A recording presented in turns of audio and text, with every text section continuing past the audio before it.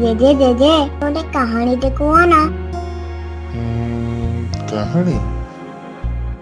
ହଁ, ମୋ ପାଖରେ ଗୋଟେ ବଢିଆ କାହାଣୀ ଅଛି, ଶୁଣିବୁ?